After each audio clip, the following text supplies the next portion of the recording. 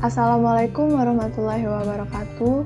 Perkenalkan, nama saya Rahma Atika Januarti dari Program Studi Ilmu Keperawatan Fakultas Kedokteran Universitas Sriwijaya, kelas reguler B 2019.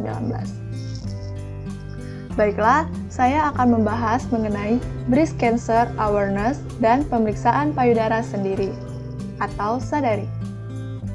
Pengertian dari payudara dan kanker payudara. Payudara atau kelenjar mamae dimiliki oleh laki-laki maupun perempuan, di mana perkembangannya itu pada perempuan dimulai pada saat pubertas menjadi fungsional. Perkembangan puncaknya yaitu pada saat kehamilan, di mana kelenjar mamae itu sendiri akan memproduksi ASI setelah bayi dilahirkan. Sedangkan kanker payudara merupakan keganasan pada jaringan payudara yang dapat berasal dari epitel ductus maupun lobulusnya. Kanker payudara merupakan salah satu jenis kanker terbanyak di Indonesia. Berdasarkan Pathological Basis Registration di Indonesia, kanker payudara menempati urutan pertama dengan frekuensi relatif besar sebesar 18,6%. Anatomi dan fisiologi payudara. Ini adalah anatomi dari payudara itu sendiri. Ada dinding toraks, ada otot dada, ada lobulus, ada putih susu, areola, saluran susu, jaringan adiposa, serta kulit. Fisiologinya, mamae mulai berkembang saat pubertas dan perkembangannya distimulasi oleh estrogen yang berasal dari siklus seksual wanita bulanan. Estrogen merangsang pertumbuhan kelenjar mamaria payudara ditambah dengan deposit lemak untuk memberi massa payudara. Selain itu, pertumbuhan yang lebih besar terjadi selama kadar estrogen yang lebih tinggi pada kehamilan dan hanya jaringan kelenjar saja yang berkembang sempurna untuk pembentukan air susu. Terdapat dua hormon yang berperan dalam proses perkembangan payudara. Yang pertama, peranan estrogen sebagai pertumbuhan sistem ductus. Selama kehamilan, sejumlah besar estrogen disekresikan oleh plasenta, sehingga sistem ductus payudara tumbuh dan bercabang. Secara bersamaan, stroma payudara juga bertambah besar, dan dari sejumlah besar lemak terdapat dalam stroma. Sedikitnya ada 4 hormon lain yang penting dalam pertumbuhan sistem ductus, di antaranya hormon pertumbuhan, prolaktin, glukokortikoid, adrenal, dan insulin. Masing-masing hormon tersebut diketahui memainkan paling sedikit beberapa peranan dalam metabolisme protein. Yang kedua, peranan progesteron sebagai perkembangan sistem lobulus dan alveolus. Perkembangan akhir payudara menjadi organ yang menyekresi air susu juga memerlukan progesteron.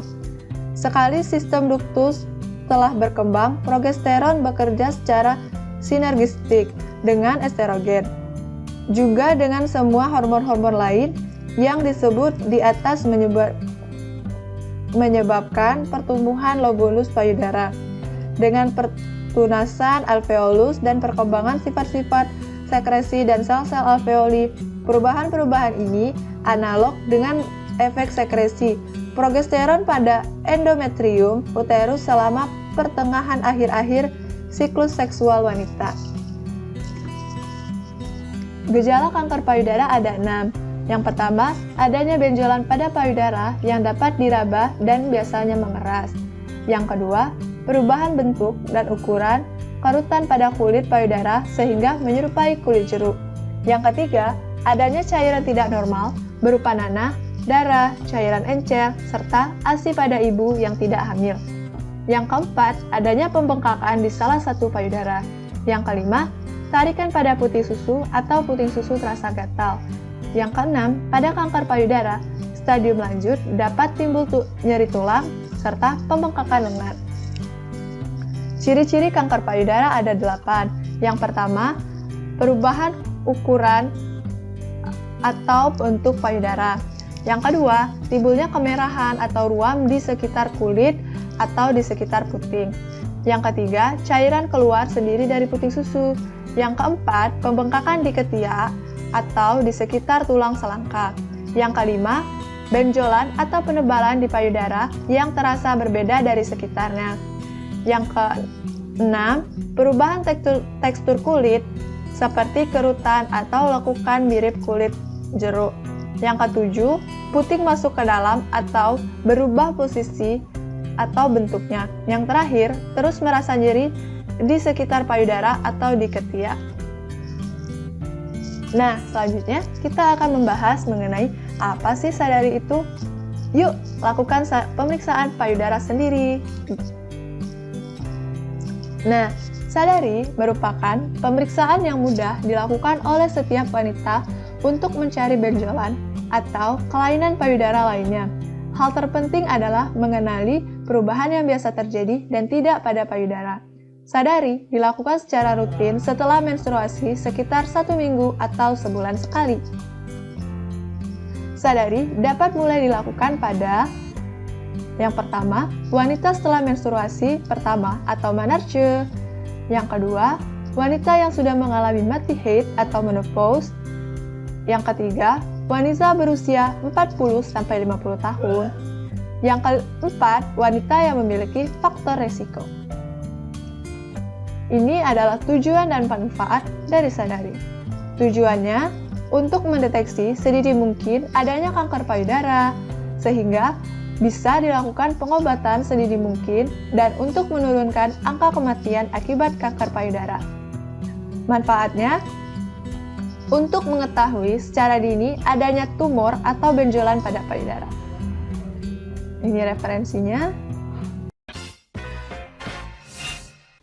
Nah, sekarang kita akan membahas mengenai 6 langkah melakukan sadari untuk pencegahan terjadinya kanker payudara. Sebelumnya, apakah kalian sudah mengetahui apa saja 6 langkah tersebut? Kalau belum, yuk simak videonya lebih lanjut. Yang pertama, berdiri tegak depan cermin, amati apabila ada perubahan pada bentuk dan permukaan kulit payudara, serta pembengkakan atau perubahan pada puting susu. Tetapi ingat, jangan khawatir apabila payudara kiri dan kanan tidak simetris, karena hal tersebut biasa terjadi. Yang kedua, angkat kedua lengan ke atas, kemudian tekuk siku dan posisikan di belakang kepala. Amati perubahan yang terjadi, lalu dorong kedua siku ke belakang, amati pula perubahan yang terjadi, baik itu bentuk maupun ukuran pada payudara. Yang ketiga, posisikan kedua tangan di pinggang, condongkan bahu ke depan, lalu dorong kedua siku sehingga payudara menggantung, dan kemudian kencangkan otot dada Anda dan amati perubahan yang terjadi pada payudara. Yang keempat, angkat lengan kiri ke atas, tekuk siku sehingga menyentuh punggung bagian atas, lalu dengan tangan kanan Anda menggunakan jari-jarinya raba dan tekan-tekan area payudara, serta cermati pula seluruh bagian payudara dan area ketiak. Lakukan gerakan atas bawah, gerakan melingkar, gerakan lurus dari tepi payudara hingga ke puting susu. Lakukan pula sebaliknya, ulangi gerakan tersebut pada payudara bagian kanan Anda. Yang kelima, cubit kedua puting, cermati apabila ada cairan yang keluar dari puting tersebut. Jika ada yang keluar, berkonsultasilah kepada dokter. Yang terakhir, pada posisi tiduran, letakkan bantal di bawah pundak kanan, angkat lengan ke atas, cermati payudara, dan lakukan 3 pola gerakan seperti yang sebelumnya dengan menggunakan ujung jari-jari, tekan-tekan seluruh bagian payudara hingga ke sekitar ketiak. Terima kasih telah menyaksikan video ini, semoga bermanfaat. Saya akhiri, wassalamualaikum warahmatullahi wabarakatuh. Sampai jumpa di video-video selanjutnya.